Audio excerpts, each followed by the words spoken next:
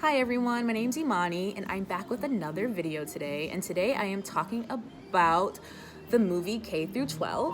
If you don't know, K through 12 is a movie, it coincides and is directly connected with Melanie Martinez's album called K through 12. So the movie, of course, is a musical, and it's about the main character, Crybaby, who's played by Melanie Martinez, and how her journey through school. Obviously grades kindergarten through 12th grade. So it's really, really interesting. Starts off with her waking up at home and her getting dressed for school, ready for the day. Then she goes on a bus. She's next to her best friend. Hijinks ensue in the bus. There's a song that plays. We're also introduced to the different key characters that are going to play a big role throughout her school year on the bus trip. And then she goes to school and she has to deal with Kelly, who is the mean girl, and she doesn't like Crybaby because Crybaby is different, unique, whatever. She's threatened. At first she was threatened because Crybaby liked the guy that Kelly liked, and then it kind of went to she just doesn't like Crybaby. It evolved into that. Crybaby has to go through the journey of growing up while dealing with a school system that is very much against her and the students, and how she feels trapped. And her friends, who have magical powers, by the way, super, super interesting. Crybaby and her four friends, four of them, yes, I believe it's four of them, maybe three. Anyways, Crybaby and her friends, they have magical powers. And when they use their powers, eyes turn black, and they're able to manipulate the world around them. They almost kind of like can distort reality. At the beginning, we see Crybaby's power used in like everyday things, such as like she throws her alarm clock across the room without touching it. Then we see it used defensively when one of Crybaby's friends on the bus like makes this guy who's about to mess with her hands explode. Like his hands like not explode, but like they grow up like balloons. Crybaby fights with a girl on the playground by taking her hair and making her hair way longer than it is and floating up in the air and grabbing her by her neck. And yeah, and we're introduced to so there's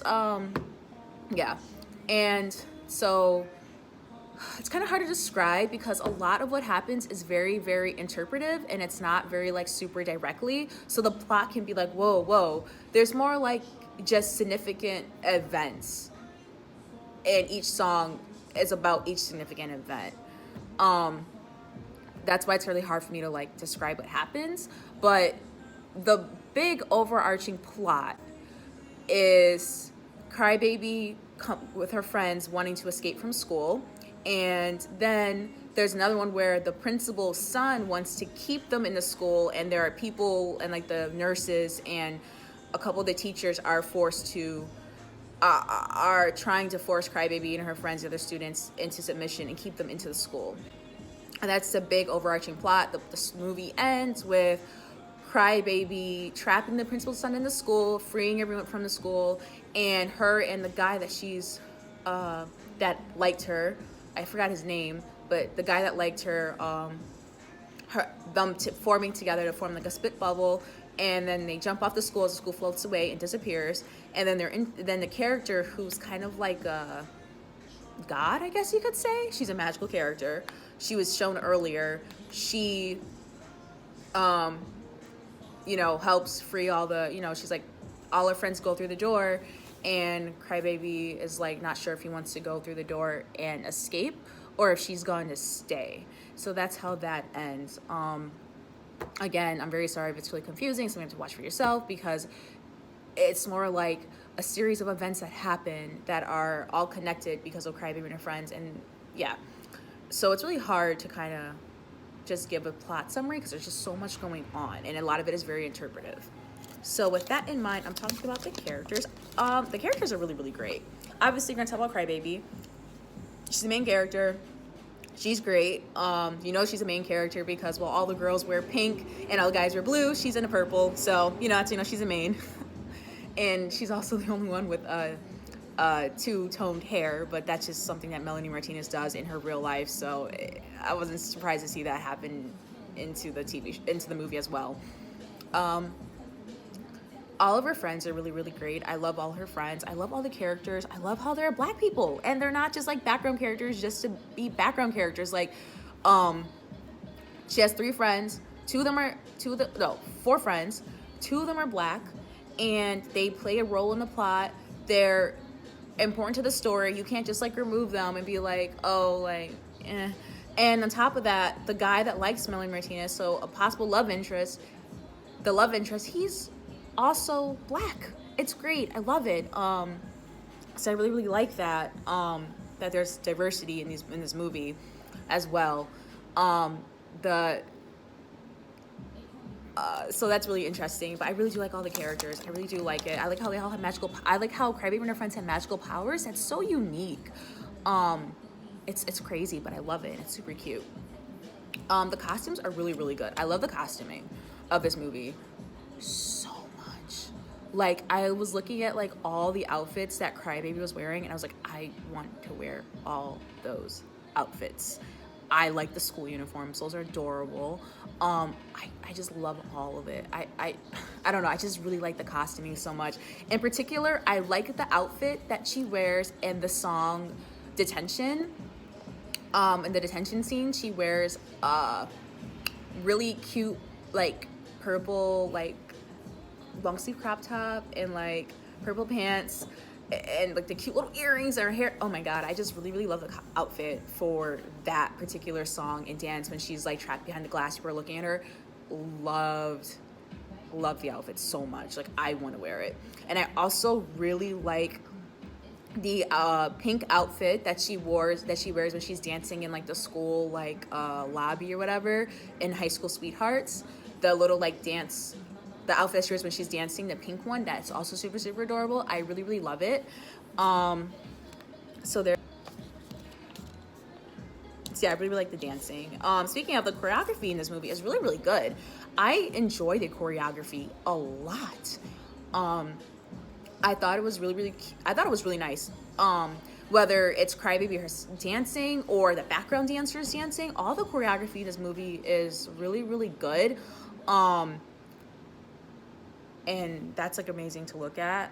It's very visually appealing. Everything is visually appealing. All the music is really, really good. I'm a fan of Melanie Martinez's music, so it's no surprise that I found all the songs really, really good. That I like all the music in there. If you're not a fan of her, you might not find the songs to be super appealing, but I think you would still enjoy it anyway, just because of how interesting the videos are and how stylistic and how just unique everything is. But my favorite song is Strawberry Shortcake. I really, really like that song. It speaks to me on a level because, it's a song about being overly sexualized and how guys and people just kind of grab at you and just want a piece of everything, and like how you're just like treated as cake. And I really like how, we always be like, girls like, oh, we got that cake and everything, like talking about ass, so like with butts and everything. So that's also really nice that the song is titled Strawberry Shortcake and it's about sexualization of women's bodies. So I really, really like that song a lot. I can relate to that a lot. So that was one of my favorite songs on there. As I mentioned before, the movie is very stylistic. It's extremely stylistic. It fits right in with the world that Melanie Martinez built in her previous album called Crybaby. If you've seen any of the videos, because she has a song for each video of her Crybaby album, and they all blend together and create one full story. If you see any of the songs, watch any of the videos from it, and you watch this movie or a clip from this movie, you can see that they are part of the same world and they all blend in together, and it's seamless and it's beautiful, and I love it, and I like how she kept it up. There's this dance number that the nurses do, and I believe in Nurse's Office, I think is the name of the song. Her and her friend are like, the nurse are being like led and like hospital beds type things, and are being like pushed by the nurses, and the dancing that the nurses do is so, oh my god, it reminds me of Silent Hill. Like at one point they just like move and they're all choppy, and how creepy the nurses are, the way their movements are, and the role that they play remind me of the Silent Hill nurses in Silent Hill 2. I want to say, yes, it has to be Silent Hill 2 with let me just quickly look it up. Yes, they're in Silent Hill 2, like I thought, yeah. And the nurses just look just like those nurses with the movements and the creepiness and like the way they're so jerky. They look exactly like the nurses in Silent Hill 2, and that's immediately what I thought of. And I would not be surprised if Melanie Martinez is a fan of the Silent Hill games and likes the nurses and bought their creepiness back into her video. I would not be surprised. Like I mentioned before, I really like the powers Crybaby friends have. They're very unique. You could tell the powers are used because their eyes turn black. They do things such as, like I said, defend themselves from bullies, like when she had the girl wrapped around her neck by her hair, or when just something simple as like peeling an orange. So these powers are cool. They also can do a lot of things. They can make and Teacher's Pet, the song Teacher's Pet, there's her Crybaby's friend Angelita, I believe her name is shrunken down by the teacher, about to be dissected. After the teacher heavily flirts with her, so take that as it's pretty blatantly obvious what the dissection is alluding to. And Melanie, especially when she's like in a very nude, implied to be naked, you know what I mean? She's like nude laying there. You don't see any parts, but it's pretty obvious that she's supposed to be naked, lying on like the dissection table, like shrunken, very small, and with this man standing over with a knife. It's pretty obvious what it's alluding to. But she's able to like make her friend big again and put her clothes back on her. So yeah, it's just pretty crazy about how the powers are and how unique they are too.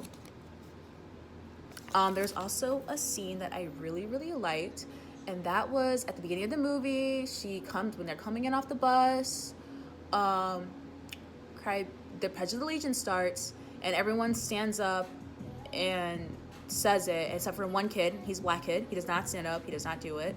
And the teacher tries to make him do it, and he refuses to stand up, and he says that there's no justice for all, and then he's dragged away by they look like prison guards. I thought that was a very blatant way, but I just thought it was a very blatant but a nice way to allude to the school to pipeline system. You know what I'm saying? The school to prison pipeline.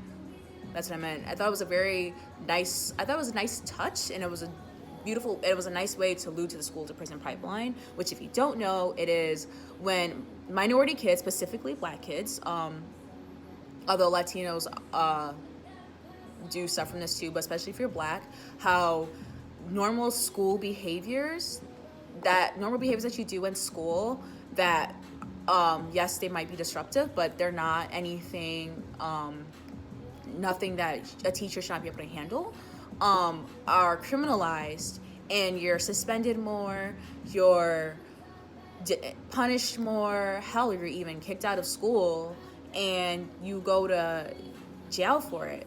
A very good real life example that literally just happened is October 3rd, Mean Girls Day 2019. If you look it up, a couple days ago,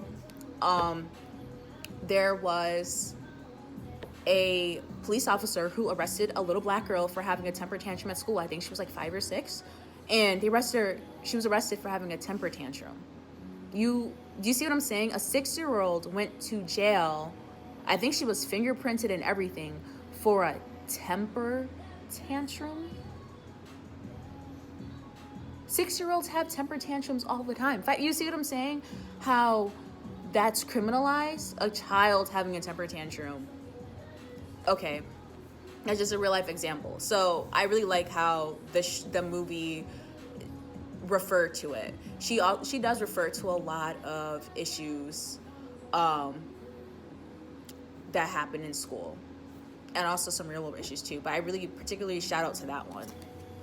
I want to say that now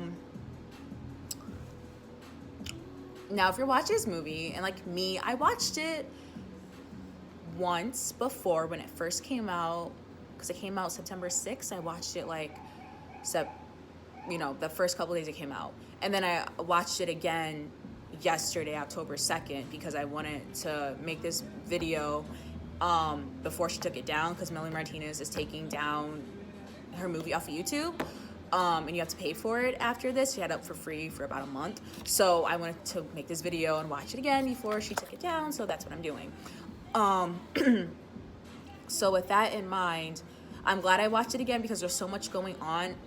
There's so much going on in the movie, which isn't necessarily a bad thing. It's not a bad thing at all. I actually like it. It has a lot of rewatch value, in my opinion, that I was able to watch it again, and I'm like, okay, I caught things more, and I was able to digest it better because of that. So that in mind, I was a little bit confused, because the first time I watched it, when she appeared to be like first, second grade, and then suddenly they're in high school, and like none of their outfits change, none of like the uniforms change to represent this.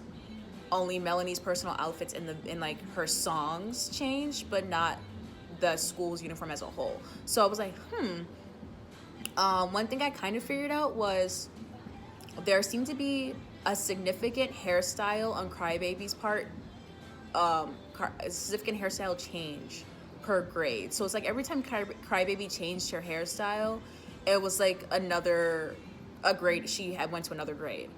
So that also seemed to be helpful, because I'm like, oh, she changes her hair a lot. I really liked all the hairstyles, by the way. So it seemed to be each new hairstyle was a new grade. That seemed to be about the gist of it. I will say that there was one song per grade. So the first song, Wheels on the Bus, that was kindergarten, because when she steps into the classroom, it clearly says first grade, and then Show and Tell says third grade. So it seems to be like a new song per grade. I like to say that I really like Show and Tell has like the little doll puppet thing going along with it, because in Melanie Martinez's first album, Crybaby, she had the song Dollhouse, which was clearly had a very strong doll puppet theme along with it too. So I like that was like another nice way to blend the two albums together. And besides being stylistic, I also liked how the first album, Crybaby, had Pacifier. She talked about Blue Boy, and the video has a blue boy that she likes, but he likes the popular girl, who I'm assuming that popular girl is probably Kelly. That I think about. I don't think it's directly stated they're the same person, but I'm gonna assume they are.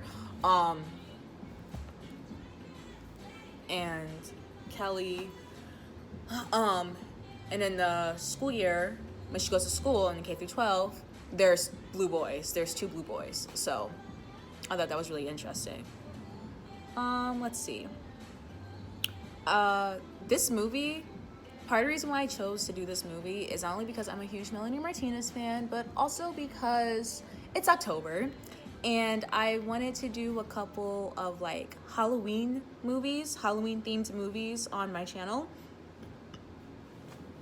I wanted to do a couple Halloween themed movies, and I wanted to like talk, you know what I mean? So I decided, so part of the reason why I did this movie, because like I said, it was coming off YouTube, and also because it actually fits in with the theme of Halloween. It's a low-key a horror movie.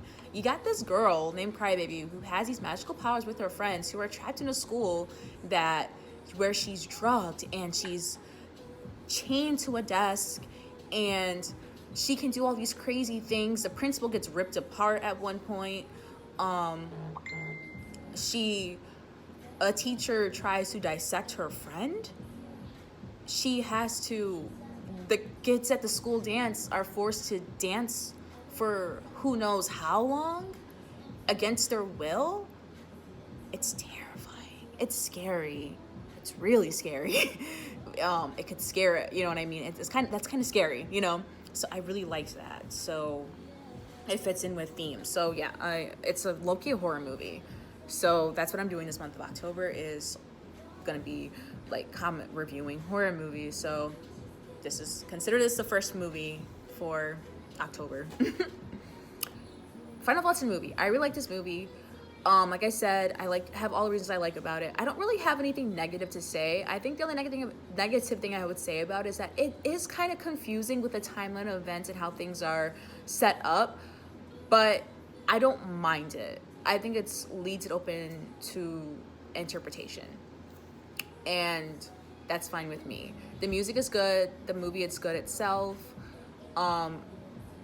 I really like everything. I'm hoping there's going to be a sequel and a follow-up. I'm pretty sure there probably will be, because it did end on a cliffhanger.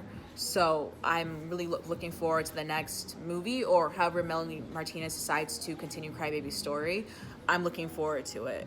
I think this is a job well done, and I really, really hope that this is a success and that it can continue, because, you know, she did a really, really good job on this, and you can tell.